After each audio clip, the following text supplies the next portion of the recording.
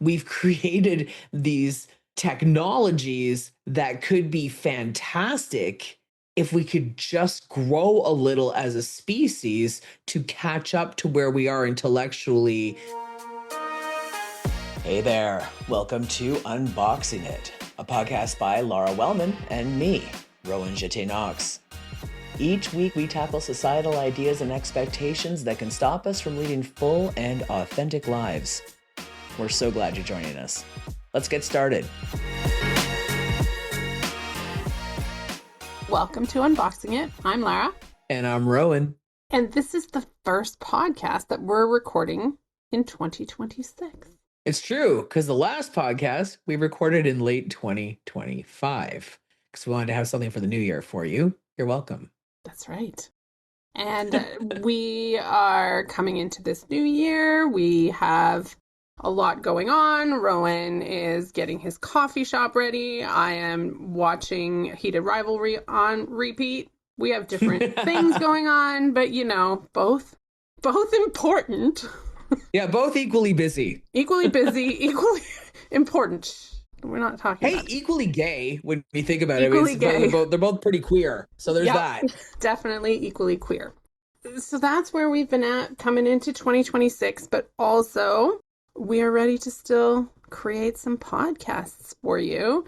And today the topic is one that I proposed and I thought would be really interesting because Rowan and I are both people who have been online for longer than the average person. We were very early adopters to the online world. We were both doing the BBS thing, which is bulletin board system, which was when we would dial with our modems from one computer directly into somebody else's computer. And I don't think we need to try to explain why that was a fun thing to do, but just know that it happened and we both did it before we knew one another. So we were very early adopters to this digital world. And we've come to a point where right now, Rowan is opening a coffee shop and really starting to focus on being in person and not necessarily online all the time. And I'm also thinking a lot about pulling back from digital for a variety of reasons that I think we can talk about today. I'm not sure that was a great introduction, other than we're going to talk about the internet and how we feel about it. Yeah, because I think society really pushed the internet on us. It was really big. I mean, obviously there were all the fear-mongering things about, oh, there's all these predators online, which honestly is true. And, there are all these axe murderers, which is a little less true, but occasionally. It was going to be this really frightening place for young people. But overall, the message that we got, and frankly, I think that we both subscribed to and pushed ourselves, was that it was a pretty cool place. You could meet lots of people. You could find others who were interested in a lot of the same things you were. It could connect you to the world. So it could make you happier. It could make you more social. It could make you more educated. It could help you get your news and fact check things. The world was your oyster with a dial-up modem and then eventually a dedicated high-speed modem, but at the time, a dial-up modem. And what is really hard to reconcile as somebody who spent so long loving the internet and all it could do for me and all that I saw it doing for others. And in fact, I built a career on the internet. I would not be an author today if I didn't have a blog. And that blog got me enough readership and enough of a platform to tell a story that I was approached by a publisher to write a book. I mean, I would not have the speaking engagements that I've had and just all of the good things that have come my way if not for the internet. So it is really hard to look at what it's become today, what it is devolving into in so many ways, because it's sad. It's like something that was really healthy and full of promise has gotten very sick and is dying. Yeah, I think I was somebody who felt like I was spending a lot of time convincing people the internet was good. That because so many people were like, well, you can't make real friendships and you can't make good connections and It's antisocial to be on your computer all the time. And I was like, okay, but also you can make really great connections. I have made so many incredible friends, Rowan. If I hadn't been online, you and I wouldn't be friends. Like, I have made so many amazing friends. And so I was on the side of like, I am going to show you that this is a good thing. I met my husband online. I mean, I was trying to think about this before this episode. How many people did I date that I didn't meet online? And I was like, if I didn't meet them online, then probably they were introduced to me by somebody I met online. Mostly very online. So I've just met so many people. And so it does suck to have been somebody who was like, just let me explain to you that this is good. To suddenly be like, I'm not sure it's good anymore. I'm not sure. I'm not going to go away, but I am like, I think I need to take a couple steps back. Yeah, I feel the same way. I used to know that everybody that I talked to online was a real person. Now, they might not be a nice person, but they were real. Mm-hmm. And now I don't know that anymore because some places are 40, 50% estimated to be bots. They are specifically created to engage in certain ways that benefit certain political views, certain governments, certain ideas. And I used to be able to believe pictures because, yes, Photoshop existed, but you could usually tell when something was Photoshopped. And now it's getting to the point where you can hardly tell that something has been AI generated. And it's just going to get better. It's getting better and better. And I just watched a video on YouTube the other day where this person who is an AI expert was saying the scary thing is that when you ask some of these tools, is this AI? Is this image AI? Is this video AI? They're pretty good at detecting if they are, if they were generated by that tool originally. Hmm. If they were generated by a different AI tool, they may not pick up on them being AI. And in fact, they often don't, which means you really will never know most of the time. And so you have AI taking over conversations, AI stirring the pot, creating rage bait for people to argue about. You have AI creating things, videos, things that used to be fun. Somebody would catch this adorable moment with a baby or a dog or, something really spectacular happening. And now it's like, do we even know if that actually happened? It probably didn't. It's taken a lot of joy out of things. So that's just one facet of the internet that has really started to turn me away because if my entire reason for being there, at least in a social capacity, was meeting people and talking to people and making friends and reaching people, educating them as I do my work, there's very little incentive to do that anymore because I don't know who or what I'm talking to. Yeah. It's okay, yeah, I could have created something on Photoshop before and maybe you wouldn't have been able to tell. But generally, if I did that, I'd be telling you that I did it on Photoshop. Whereas now, all these people using bots and AI, they're trying to trick people. Which, number one, makes me upset because I want to believe that inherently people are not trying to trick me. And it turns out I'm wrong. There are people that do want to trick us. But also, yeah, it's taking out a lot of the authenticity. It's taking out a lot of the things that I used to spend so much time telling people made the internet good. It's disappearing and it makes me sad. There's also influencer culture, and there's a Mhm. big backlash against that now. In my opinion, for good reason. I've never loved influencer culture. And I'm not anti influencer by any means. I think it's really cool when you can make a living online. But the culture in general has really become this culture of curated perfection. And sort of the extreme version of that is, the sort of the fashionistas who go on these $5,000 shopping sprees and then come home and say like, help me pick out the best handbag out of the 4 designer handbags I bought today. What's going to go best with my outfit? And I think for a while that was interesting to people, but now as people are struggling more financially in a way that they weren't before or as much, it's becoming harder to relate to this curated perfection. And a lot of people have expressed frustration that they don't know if an influencer really likes something or if they're just being paid to say it because they got paid enough to say that they like this place. And so it used to be that, oh, we're going to go check out that new restaurant because our favorite influencer showed up and really likes it. But now it's more like, do they really like it? And then there's also reports of influencers, and this hasn't happened a lot. I've only seen a couple. I was watching a video specifically on this when I was thinking a lot about internet stuff. So this is pretty recent, but there was a video that I saw where an influencer made comments about how she received really poor service and was mistreated by staff. And the restaurant actually responded and said, we have video footage because we just have cameras up. And what you're saying didn't happen. Here is the video footage of you and the situations. And so it's just, again, what's real and what isn't anymore. So I think those are parts of the issue. And another big issue, especially when it comes to social media, but this trickles down to even YouTube and a lot of other things that we're seeing, even the news that a browser window might want to show you, it's all curated by algorithms now.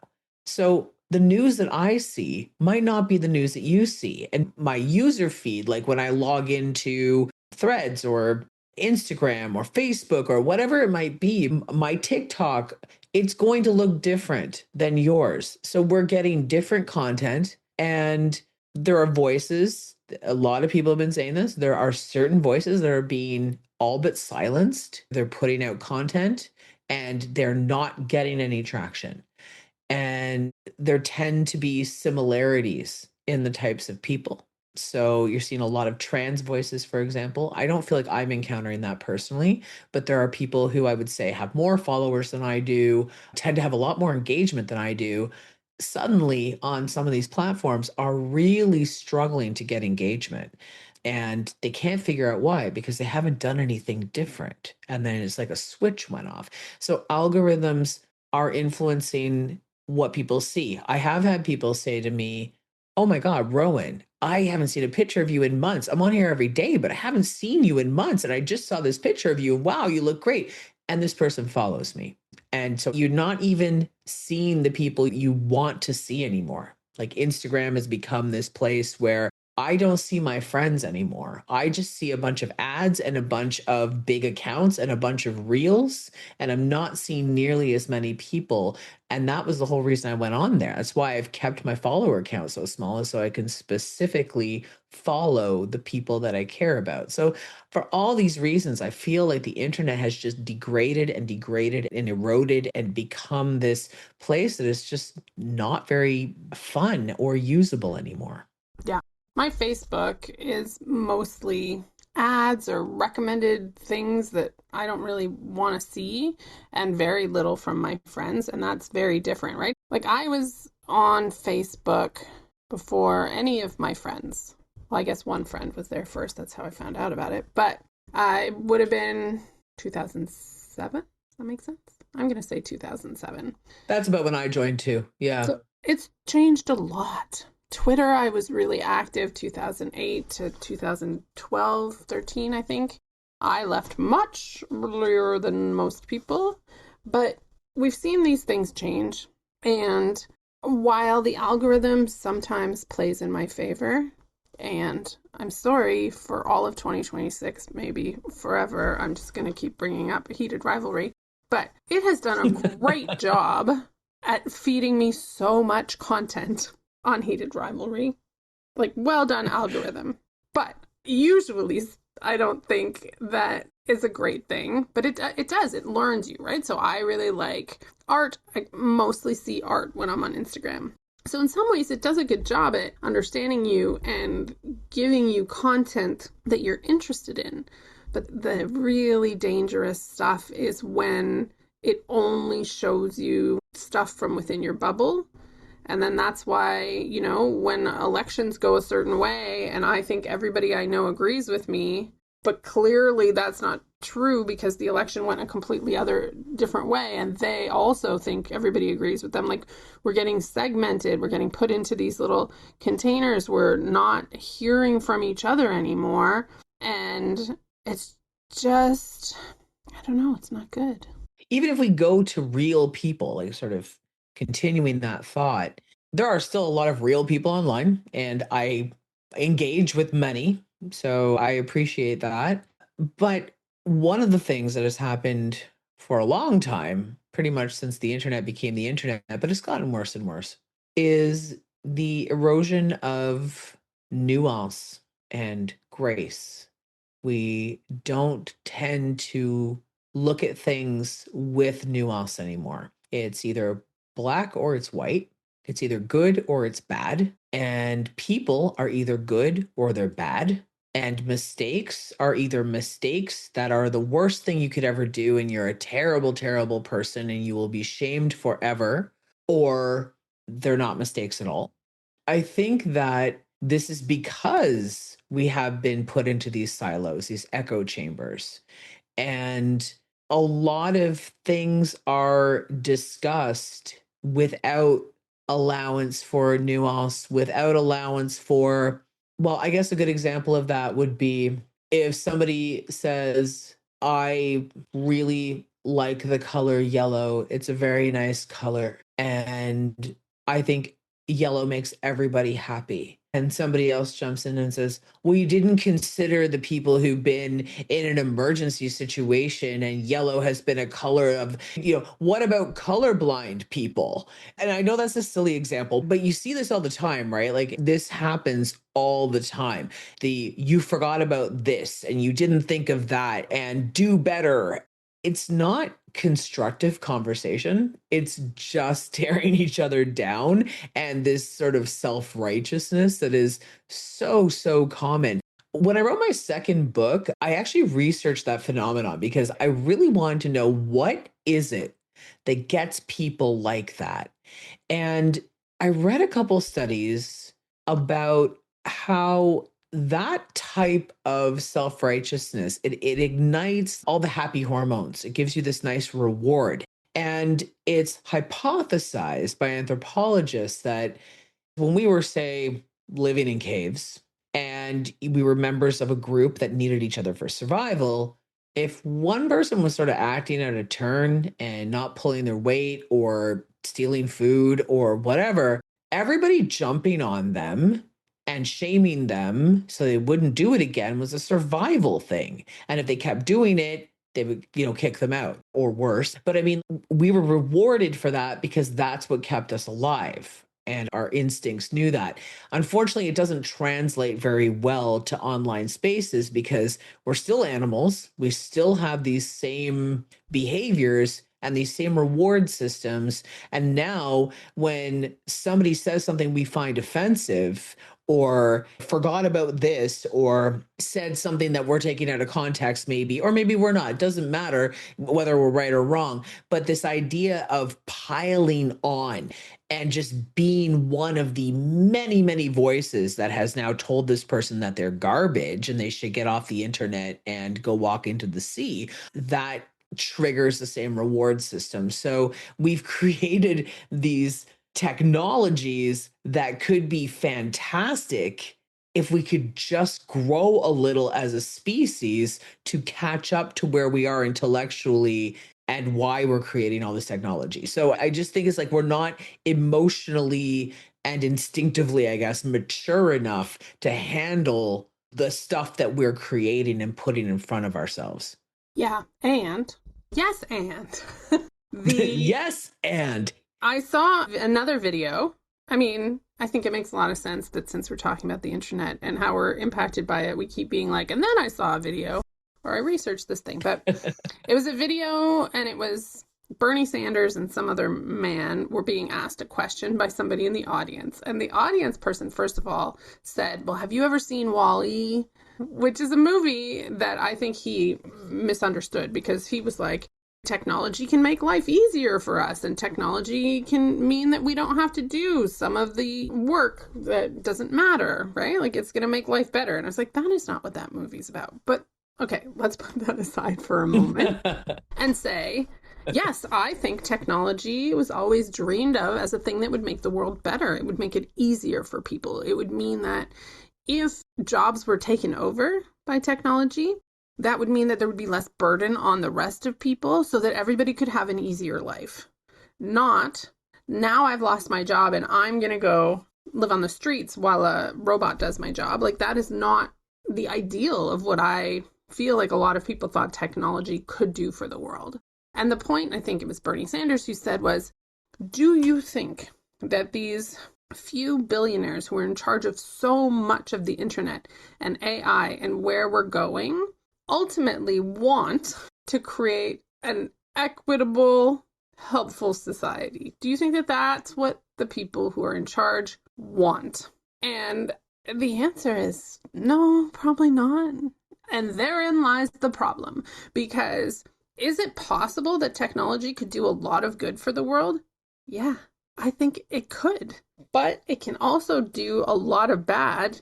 And right now, that's what I'm seeing more than anything, because it's being led by people who want control, not to just make the world a better place for everybody. That leads perfectly into a post I wrote last night, which is what you texted me about this morning. I think I'm going to read it in its entirety, if that's okay. Mm-hmm. So I said, our coffee shop opens later this month, and I've been thinking about what it means on a deeper level since we first dreamed it up. What I'm most excited about is that I feel like we're creating something real in a world where it's becoming harder to figure out what is. Between AI deepfakes, algorithm suppression, bots, and rage farms, our online experiences are being constantly manipulated. It's becoming more important than ever to reconnect in person as human beings, to be real together. I'm a younger Gen X, and while I didn't grow up online, my adult life was largely shaped by it. The internet was a huge part of how I met friends in my late teens and beyond. I loved the internet. I loved what it gave us, a place to meet folks we never would have met otherwise. I still love that today, but I also see what it's done to us, how it's harmed us. We say awful things to each other we'd never say in person. We forgo grace and nuance in lieu of offense and righteous indignation. Because we can't read body language or tone in text, or because we only see 30 seconds of someone's life in video format, we're quicker to take something out of context or jump to conclusions. We forget who we're judging, insulting, or condemning is a real human being. We forget their humanity because it's so easy to do. And all of this only helps those at the top who are hoarding the power and the money. Large companies who own our social media love when we fight. They love our outrage, our drama. They love our desperation and our doom scrolling. They love the dopamine hits we get when we open the apps again and again and again, because it consumes us. We forget to read books. We forget to go outside. We forget to see our friends. They get our attention and they get richer off of it.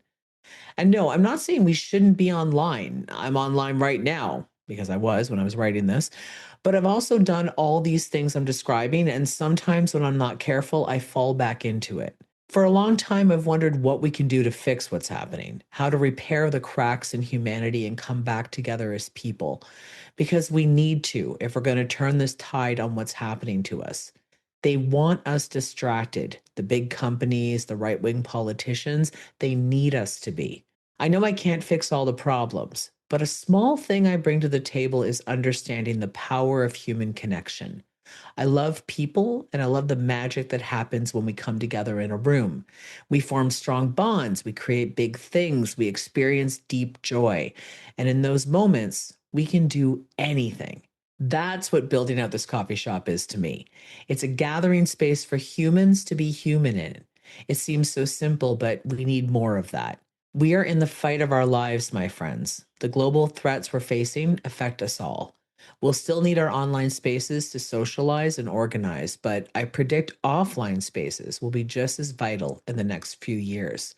A lot of folks are already disconnecting more frequently, joining local grassroots organizations, reading books, learning instruments, crafting, playing board games, and reconnecting with the world through their own neighborhoods. I'm excited to play a small part. And I think that the coffee shop and creating this space is going to be so good for people. You know, when I brought up this topic, it was just to highlight that this shift is happening, that people like you and I, who were early adopters who loved the internet, are now maybe early adopting letting it go a little bit. I can't imagine not being online. There are people all over the world that I don't know how I would stay connected to otherwise. But also, you know, there are these little moments. You're opening a coffee shop. I am creating a mail club where I am sending in the mail a paper tangible thing to people. And I'm encouraging people to then send postcards to other people, because I think there's something about that tactile analog piece that we maybe got a little too far away from. Like, it's one thing to do it less, but I feel like we're doing it almost not at all, right? Like, all the newspapers are gone, and almost nobody reads magazines. And if you go to your mailbox, it's usually just flyers and maybe bills, but even those come electronically most of the time now. And I think that having something a little bit more personal and a little more tactile is something that we need. Yeah, I think what the internet brought people was this idea of big. So you could create digital art and it can be shared all over the world. But if you create a piece of art, a picture could be shared, I guess. That's true. I mean, I've certainly shared my art with the world via taking a photo of it. But when I paint, it's very local, and it's like you could be a local celebrity, but you could also be known all over the world without ever having been cast for a movie part or been put on the national news. So it gave people this opportunity, and it still does, to make it really big, to make things that touch people all over the world. And I would argue that that is lovely, and I'm all for it. And also, there's nothing wrong with things being smaller. There's nothing wrong with directly affecting the people in your city or your town. There's nothing wrong with having a little art gallery that people come and visit. There's nothing wrong with having your poetry shared on the walls of your local library, right? I think that there's something really beautiful about that. I think that we have gone so far the other way that we've almost convinced ourselves that leaving this space that has all this potential for growth is somehow bad. And I say leaving. I'm not leaving. I'm still going to be online, but I'm going to be online less. I mean, I'm going to be really busy. I'm already really busy and we haven't even opened yet. So I'm not going to really have a lot of time to be online. A lot of what I'm going to share are sort of day to day parts of my life where I'm serving coffee. I'm opening up in the morning. I'm getting things ready for an event. I'm talking about how excited I am to have hit a milestone at our coffee shop. But the real work, having gone from being known internationally for the work that I've done and traveling to various parts of the world to do human rights work, to talk, to speak, to sign books, going from that to a little coffee shop in downtown Toronto might at one point in my life have felt like a step backwards. We go back to success and what is success, and something we talk about sometimes, right? What is success? And one might argue that once you have awards and all these various achievements for what you've done internationally, doing what I'm doing would be somehow stepping back from something great. I don't think it's that at all these days. I am so excited to do this. I think I'm creating something that is really needed in the world. And that's what I've always tried to do. Is it original to open a cafe? No, absolutely not. But is it important to create gathering spaces third spaces for people, especially at a time when people are scared and craving connection and there's this loneliness epidemic. I mean, I'm not talking about the men's loneliness epidemic. I'm talking about people feeling really lonely, even though we're so presumably connected online. All these people are feeling really lonely. We've cut our socializing significantly. Young people have stopped partying as much. They're going out to party, and I don't just talk with alcohol and what have you. I'm just talking about going out to have these big social gatherings. They've cut that by 50% in the last few years.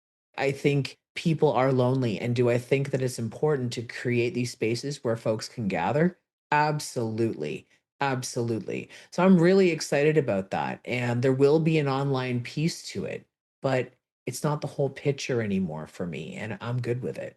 I think that the internet gave us the opportunity to go bigger, like you said. And it really did do that, right? It really did give opportunities for people who never would have had an audience to find an audience, for people to not have to always have a publisher to get a book out. Like, there's a lot of things that were really Mhm. great. But the bigger is better has become just ridiculous. Like, how big does everything have to be? Why does it have to be so big? Why do we always need to be chasing the next amount of money and the next level up, up, up, up, up? And, I think capitalism is the answer because that's what we've been taught to think. But I don't think we always need to be going bigger and bigger and bigger and bigger. And so coming more local and thinking about smaller kinds of initiatives is a little counterculture. It's a little breaking down societal expectations. And that's why I think it's so good that we're talking about it, that we need to just keep reminding people it's okay, that we don't always have to go bigger and bigger and bigger and bigger and bigger. We don't have to feel like failures if we weren't the biggest, most successful person, successful in quotes. There's a lot that is good. There's a lot that can be a success in the connections that we make and in the ways that we feel just good within our smaller lives. And to me, that's a shift. It took me a while to get there, but I notice it constantly now. I don't need to go bigger to be doing life well, but it's still hard to not have that in the back of your brain telling you, well, you should be making more money. Well, you should have a bigger audience. Well, whatever it is.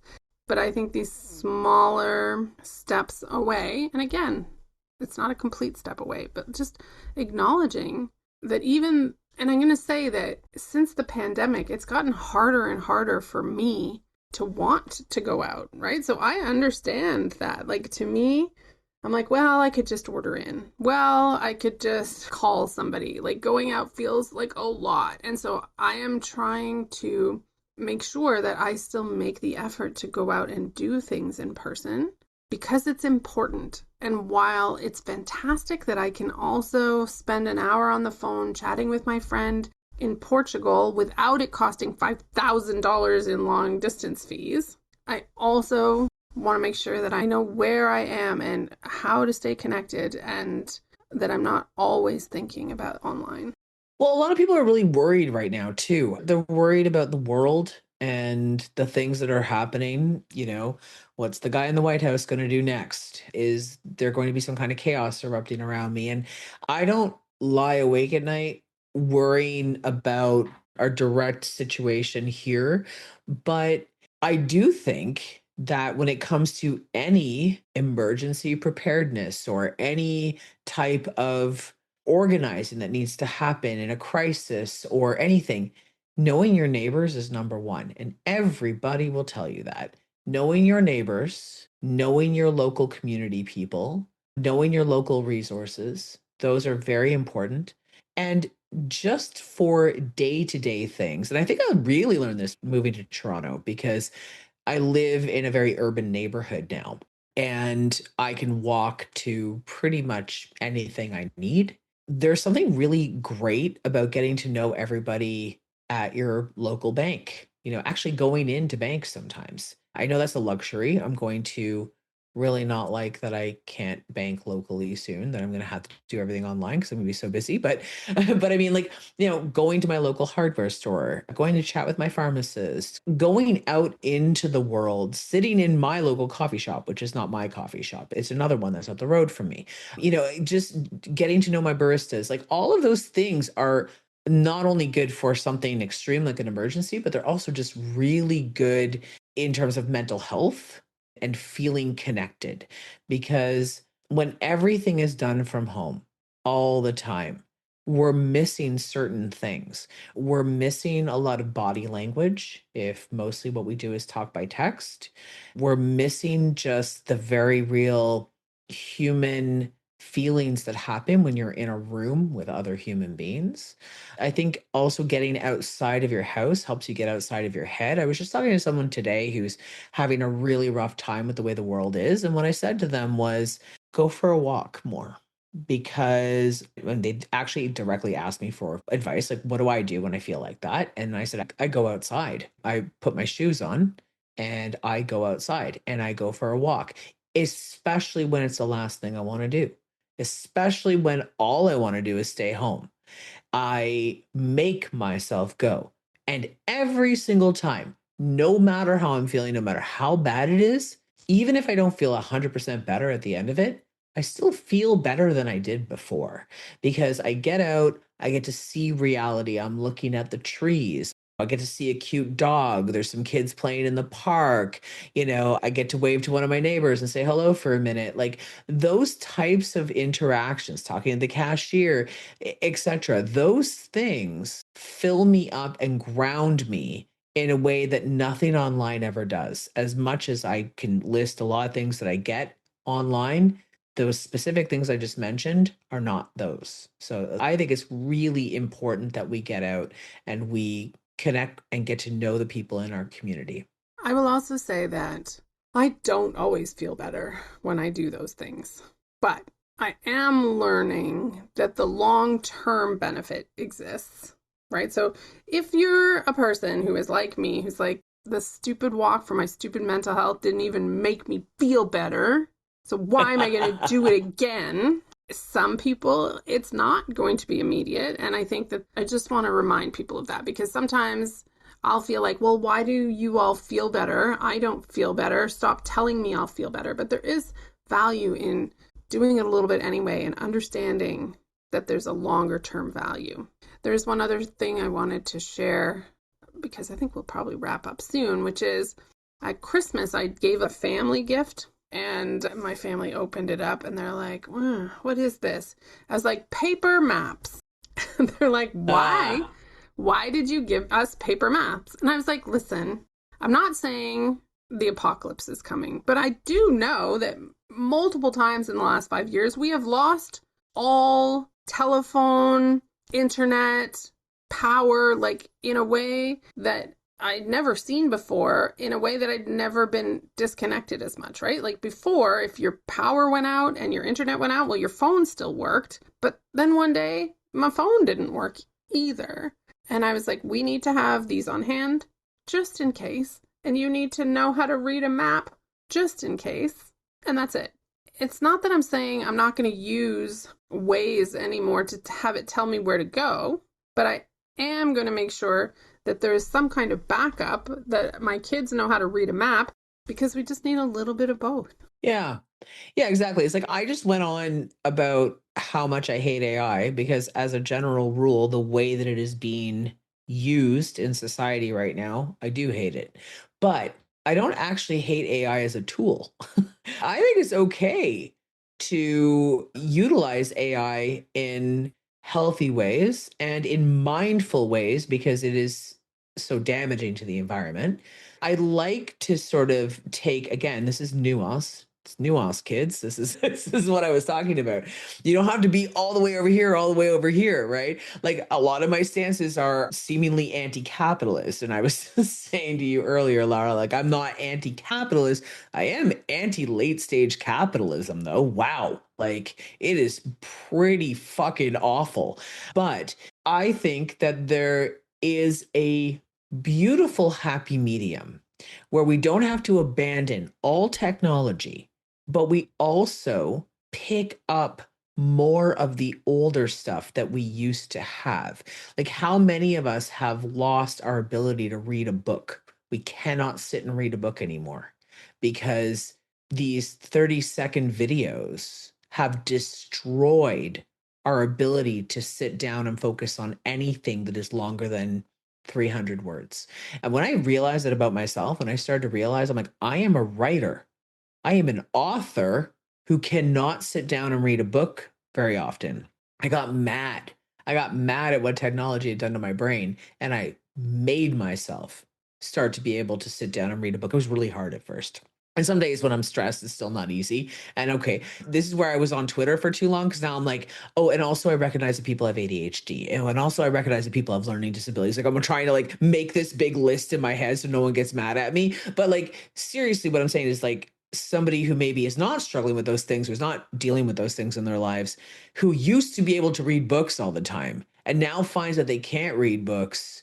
There's a lot of studies out there showing that the internet has destroyed our ability to focus. So I channel that anger back into making myself read books, and I read paper books. I actually almost only read paper books, and I love it. I love that tactile feeling. And also, if I can nerd out for just a second, I wrote an entire article a few years ago on this.